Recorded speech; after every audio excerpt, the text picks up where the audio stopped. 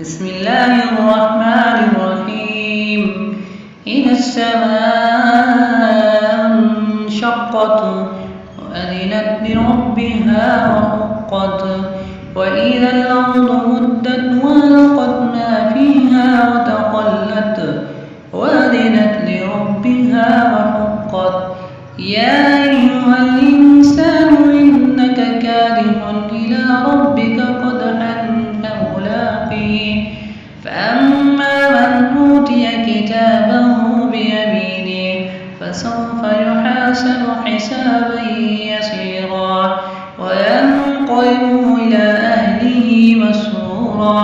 وأما من أوتي كتابه وراء ظهره فسوف يدعو ثبورا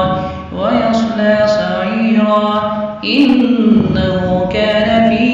أهله مسرورا إنه ظن أن لن يحور إنه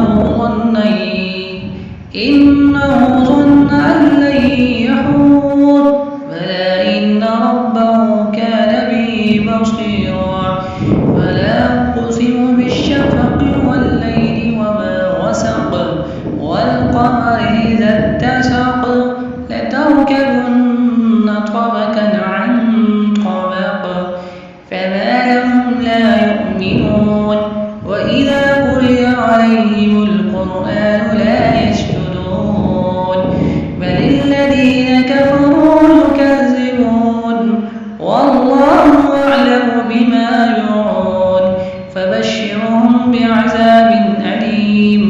إلا الذين آمنوا وعملوا الصالحات لهم أجر غير